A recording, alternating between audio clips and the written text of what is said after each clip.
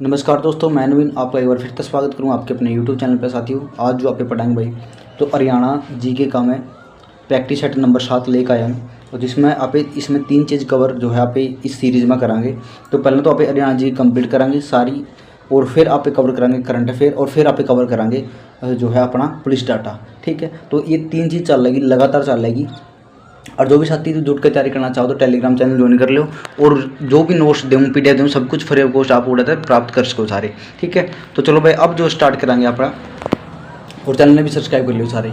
तो पहला क्वेश्चन तो आप स्टार्ट करांगे। तो भारतीय गणतंत्र में एक अलग राज्य के रूप में हरियाणा की स्थापना कब हुई थी? तो 1 नवंबर 1966 को हुई थी, सबने मेरा है। ठीक है, और यदि बात करा पे अपना किस नंबर का अपना जो स्टेट बना था, राज्य बना था, तो 17वां अपना राज्य बना था। संविधान संशोधन कौन सा था भाई? 18वां संविधान संशोधन के तहत बना था भाई। ठीक है, वैसे अपना कंप्लीट इसका जो एक्सप्लेनेशन है पढ़ रखी है हिस्ट्री में, पॉलिटिक्स में। ठीक है, तो यदि आप और इसके रिलेटेड बात करा तो आप ये नीचे मैंने थोड़ा सा जो है एक्सप्लेनेशन भी दे रखा है। ठीक है, अब सेकंड क्वेश्चन है भाई। तो सेकंड क्वेश्चन में किस ब्राह्मण ग्रंथ में हरियाणा राज्य के सामाजिक व आर्थिक जीवन की जो जानकारी वो मिला है? तो शतपथ ब्राह्मण में मिला है भाई, छांदोग्य उपनिषद में मिला है, और ऐतरेय ब्राह्मण में मिला है, यानी कि सभी में मिला है। तो सरकारी ऑप्शन हो जाएगा भाई उपरोक्त सभी। ठीक है, तो इन सभी में हरियाणा का सामाजिक और आर्थिक जीवन की जानकारी मिला है कि आप आर्थिक रूप से कितने समृद्ध थे, और सामाजिक रूप से अपना रहन सहन, अपना कल्चर कैसा था। ठीक है, तो नेक्स्ट है भाई अपना क्वेश्चन, हरियाणा में अब तक कितने से अधिक ऐतिहासिक महत्व अभिलेख प्राप्त, यानी कितने जो है अभिलेख जो प्राप्त हुए हैं, सॉरी भाई। तो लगभग 37 अभिलेख प्राप्त हुए हैं। कितने? 37। तो 37 कितने हो गए? लगभग 3 दर्जन से अधिक हो गए। ठीक है, तो 3 दर्जन से अधिक हो गए। 36 अभिलेख जो है, 37 अभिलेख जो है प्राप्त हुए हैं, तो 3 दर्जन हो गए लगभग। तो हरियाणा का सबसे प्राचीन और महत्वपूर्ण अभिलेख कौन सा है भाई? तो कौन सा? हरियाणा का टोपरा अभिलेख। तो हरियाणा का प्राप्त अभिलेख में सबसे प्राचीन अशोक जो कालीन अभिलेख है वो कौन सा है? टोपरा अभिलेख है भाई। ठीक है, अगला क्वेश्चन आपका, टोपरा स्तंभ अभिलेख की लिपि और भाषा कौन सी थी? तो कौन सी थी भाई? तो भाई यदि आप बात करें टोपरा कहाँ पे पड़ा है? तो टोपरा एक गाँव है भाई, अम्बाला डिस्ट्रिक्ट का। ठीक है, यदि उस अभिलेख की बात करें तो वो था ब्रह्मी और संस्कृत में। यदि बात करें आपकी अशोक द्वारा जो 4 लिपि थी, कौन कौन सी थी चलाई गई थी? वो ब्राह्मी थी आपकी, एक थी खरोष्टी, और एक थी अरमाइक, और चौथी थी आपकी ग्रीक। ठीक है, ये 4 लिपि अशोक द्वारा चलाई गई थी, या फिर इनमें अभिलेख मिले हैं अशोक के। ठीक है, ये 11वीं शताब्दी की बात करें पे, तो 11वीं शताब्दी में यू अभिलेख जो है, चौहान जो राजा होगा विग्रह राज चतुर्थ ने 3 अभिलेख भी टोपरा के स्तंभ पर अंकित है, मतलब इसकी जानकारी उस पर मिला है, और जिनमें मलेच्छों पर विग्रह राज की विजय का संबंध या फिर उसकी जानकारी मिला है। ठीक है भाई, तो नेक्स्ट देखो, टोपरा जो जहाँ से अशोककालीन स्तंभ मिला है वर्तमान में किस जिले में है? तो कौन सा जिला में पड़ा है भाई? ठीक है, तो पहले अम्बाला में पड़ा करता, निकट माना जाता था, लेकिन टोपरा अब कौन सा में पड़ा है भाई? यमुनानगर में पड़ा है टोपरा। ठीक है, तो इसमें जो कालांतर में इस टोपरा अभिलेख को फिरोज शाह तुगलक ने दिल्ली मंगवा कर पुराने किले में स्थापित करवाया था। समझ गए भाई? तो टोपरा आपका वैसे तो अम्बाड़ा में, और यदि बात करें पे फिलहाल जो वर्तमान में यमुनानगर जिले में टोपरा जो है गांव पड़े हैं। ठीक है, तो नेक्स्ट बात करें पे 11वीं शताब्दी के चौहान राजा विग्रह राज चतुर्थ जो है विग्रह राज चतुर्थ के कितने अभिलेख जो टोपरा पर अंकित हैं? तो कितने अभिलेख अंकित है भाई? तो 3 अभिलेख अंकित हैं। ठीक है, तो उसके युद्धा के बारे में जानकारी मिला है। तो जो 11वीं शताब्दी में जो विग्रह राज जो चौहान राजा है चतुर्थ, उसके युद्धा के बारे में जानकारी मिला है, और कितने स्तंभ है भाई? कितने स्तंभ अंकित? 3 अभिलेख उस पर स्तंभ में मिले हैं इसके। ठीक है, तो नेक्स्ट देखो भाई, टोपरा स्तंभ को दिल्ली के पुराने किले में स्थापित करवाया था, किसने करवाया था भाई? बताओ, मैंने जो है बताया था किसने? फिरोज शाह तुगलक ने करवाया था। ठीक है, फिरोज शाह तुगलक ने। यदि वहाँ पे फिरोज शाह तुगलक की बात करें तो फिरोज शाह तुगलक ने हरियाणा में क्या करवाया है? तो फिरोज शाह तुगलक ने हरियाणा में गुजरी महल करवाया है, गुजरी महल बनवाया था।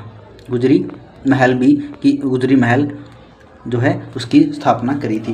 यदि और बात करा पे फतेहाबाद की भी स्थापना करी थी भाई, फतेहाबाद की भी स्थापना करी थी। यदि बात करा पे और हिरनी खेड़ा नाम का नगर भी बसाया था, हिरनी खेड़ा। और बात करा पे और के कराया था भाई। यदि आप ये बात करें हिसार ए फिरोजा, यानी हिसार जो शहर है उसकी भी स्थापना करी थी। क्या नाम था? हिसार ए फिरोजा, हिसार ए फिरोजा। ठीक है, ये फिर फिरोजा किसने हटा दिया था? अकबर ने हटा दिया था। और हिसार का अर्थ है किला, मतलब फिरोजा का किला। ठीक है भाई। यदि आप नेक्स्ट बात करें, महाभारत के नकुल जो दिग्विजय शीर्षक में हरियाणा के किस स्थान का जो वर्णन है वो मिला है? तो किसका मिला भाई? रोहतक का मिला है। ठीक है, दक्षिण हरियाणा की जीत का इसमें जो है, सॉरी पश्चिमी हरियाणा, जैसे कि ये हो गया आपका सिरसा वाला एक क्षेत्र हो गया, तो इसमें जो नुकुल दिग्विजय है इसमें रोहतक का वर्णन भी मिला है। और सिरसा की तरफ जाओ था वो, तो जो रोहतक के रोहतक भी युद्ध लड़का गया था वो, और उनको हरा के गया था। रोहतक में जीत का भी इसमें वर्णन मिला है। ठीक है, और वामन पुराण में बहने वाली नदियों का भी इसमें वर्णन मिला है भाई। ठीक है, यदि आप बात करें हरियाणा में बहने वाली नदियों का वर्णन किस पुराण में मिला है? तो भाई वामन पुराण में मिला है। ठीक है, तो वामन पुराण में हरियाणा में जितनी नदी बया करती है सारी का वर्णन वामन पुराण। वामन का अर्थ हो नाटा बोना। ठीक है, और वामन का संबंध किसका है? विष्णु भगवान का है। तो आगे बात करें बौद्ध साहित्य, मंजिम निकाय और दिव्यावदान में हरियाणा के किन स्थानों का उल्लेख है? तो किन स्थानों का उल्लेख है भाई? तो अग्रोहा और रोहतक का अभिलेख है, और जो है उल्लेख है। यदि बात करें बौद्ध ग्रंथ दिव्यावदान में अग्रोहा और रोहतक का जो उल्लेख मिला है भाई। ठीक है, यदि नेक्स्ट बात करें हरियाणा के हिसार में गुजरी महल के स्तंभ पर कितने अभिलेख जो है अंकित है? तो कितने अभी? 8। कितने? 8। ठीक है, तो 8 भागवतों के, इन 8 दिशाओं तक आए हुए भागवतों की इसमें जो है सूचना जो है दे हुए हैं कि 8 अलग अलग जगह तक जो है भागवत आए थे। ठीक है भाई। तो यदि नेक्स्ट बात करें 9वीं सदी का भोजदेव का अभिलेख कहाँ तक प्राप्त हुआ है? तो कहाँ तक प्राप्त हुआ भाई? पेहवा तक। ठीक है, कहाँ तक प्राप्त हुआ है? पेहवा तक। जो पेहवा से भोजदेव का अभिलेख प्राप्त हुआ है, जो दर्शाता है कि पेहवा में क्या होया करता? घोड़ा का व्यापार है होया करता भाई। ठीक है, यदि नेक्स्ट बात करें पे किस स्थान से प्राप्त अभिलेख से पुष्पभूति संप्रदाय की उपस्थिति का ज्ञान हुआ है? तो कौन सा तो भाई? तो सिरसा तो हुआ है। सिरसा एक अभिलेख प्राप्त हुआ है जिससे यह पशुपति संप्रदाय की उपस्थिति को जो है ज्ञात हुआ है भाई।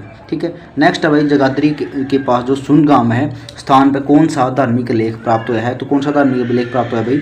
12 खड़ी में लिखित है वो जगाधरी सुंद स्थान पर 12 खड़ी लिखित एक अभिलेख प्राप्त हुआ है। तो कौन सा? 12 खड़ी में लिखित है। नेक्स्ट है भाई, यदि बात करें 3री-4वीं शताब्दी में विष्णुगुप्त आचार्य सुमात्रा द्वारा निर्मित तालाब का अभिलेख कहाँ मिला है? तो कहाँ मिला भी? तोशाम में। कहाँ मिला है? तोशाम में मिला है। और तोशाम से 2 अभिलेख प्राप्त हुए हैं जो आचार्य सुमात्रा द्वारा निर्मित तालाब से संबंधित है। वो तोशाम कहाँ पड़ा है आपका? तोशाम पड़ा है भिवानी में। ठीक है, कहाँ पे पड़ा है? भिवानी में। समझ गए भाई।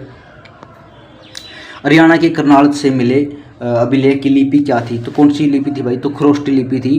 करनाल से एक अभिलेख मिला है जो खरोष्टी लिपि में अंकित है और तथा तालाब निर्माण से संबंध है।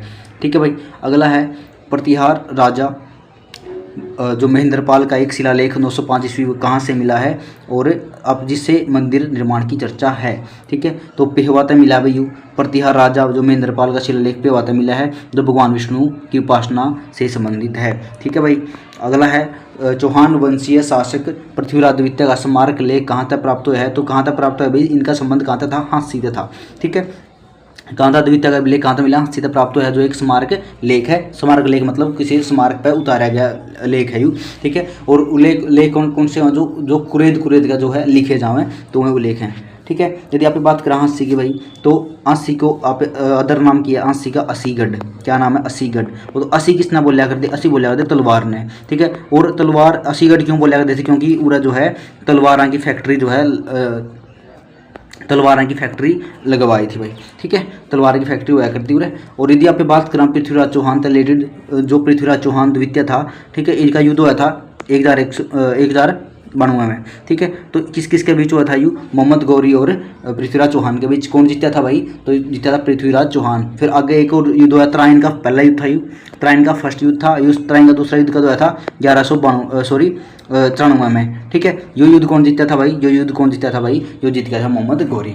ठीक है, नेक्स्ट भाई संगीत के 7 स्वरों का अंकन किस स्थान से अभिलेख जो है प्राप्त हुए हैं? तो कर्तव्य प्राप्त हुए हैं भाई अग्रोहा तक। कहाँ तक प्राप्त हुए हैं? अग्रोहा तक प्राप्त हुए हैं। और अग्रोहा से प्राप्त जो अभिलेख पर संगीत के 7 स्वरों का अंकन है और यह प्राचीनतम पुरातात्विक सामग्री है, बहुत पुरानी सामग्री है भाई। ठीक है, तो उड़ता है आप एक रिक्वेस्ट करनी थी भाई, जो साथी चैनल पर पहली बार जुड़ा है चैनल सब्सक्राइब कर लो सारे, और वीडियो दिए उसका तो शेयर भी कर दिया करो मतलब मैं ज़्यादा कमेंट यदि कुछ थोड़ा बहुत अच्छा लगे तो कमेंट कर दिया करो, और टेलीग्राम जरूर ज्वाइन कर लो भाई, आपने हरियाणा जी के सब कुछ फ्री आपने उड़ा मिल जाएगा, ठीक है।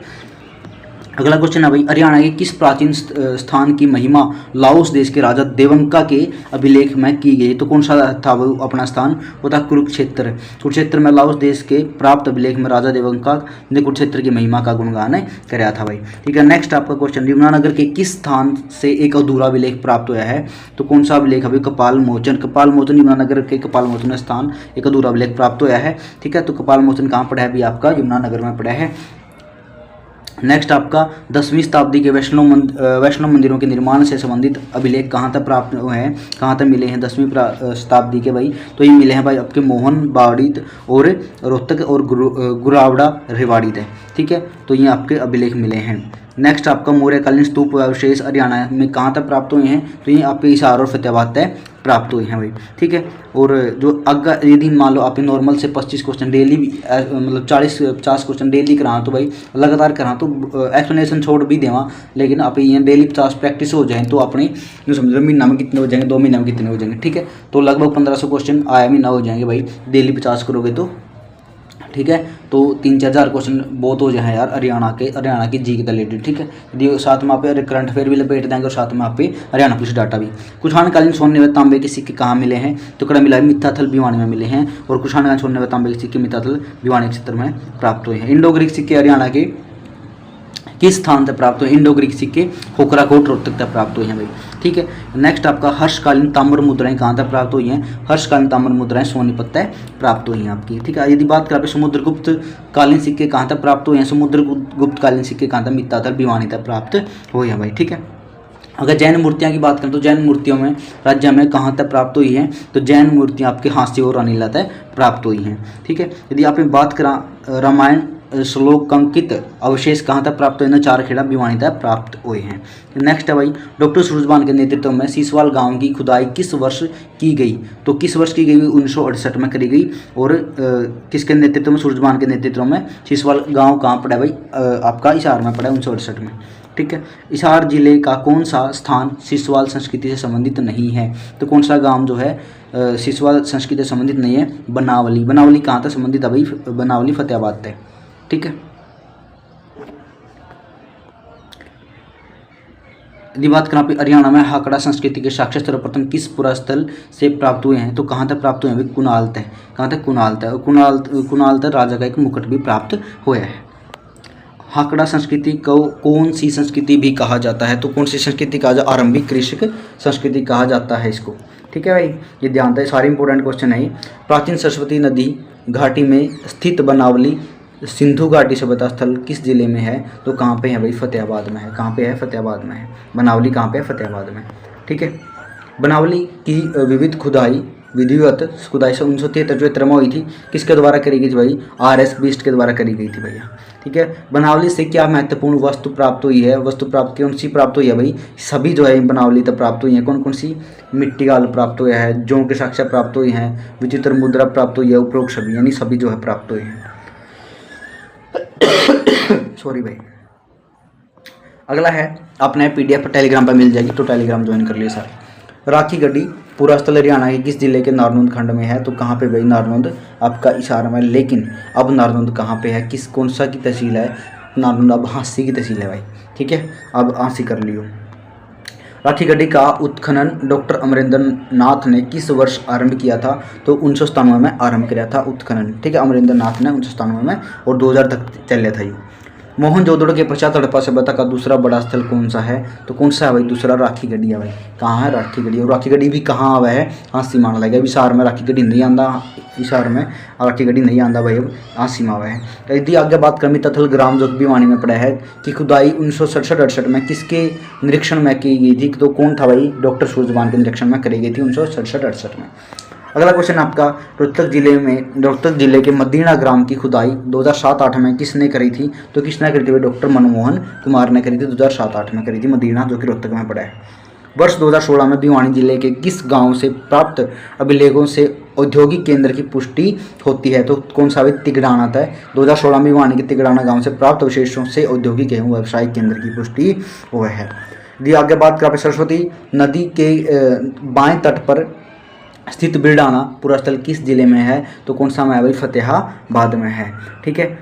यदि नेक्स्ट बात करें 45वां क्वेश्चन आ गया अपना, उत्तर हड़प्पा संस्कृति तथा चित्रित धूसर मृदबांड के साक्ष्य कहाँ मिले हैं, तो कहाँ मिले हैं, भगवानपुरा में कुरुक्षेत्र। भाई ये सारे क्वेश्चन है नहीं अपने बिल्कुल अच्छे तरीका था, पूरी एक्सप्लेनेशन गला है, ये जो टॉपिक हैं सारे पढ़ रखे हैं। आप मेरे चैनल पर जाओगे फ्री ऑफ कॉस्ट है सब कुछ, हिस्ट्री का ऑप्शन जाओ, हिस्ट्री की प्ले लिस्ट में जाओगे तो बिल्कुल फ्री ऑफ कॉस्ट सारी करवा रखी है। पॉलिटिक्स जो आपकी ज्योग्राफी है, पॉलिटिक्स है, हिस्ट्री है, हरियाणा का जिलेवार अध्ययन है, तो कंप्लीट करवा रखा है भाई।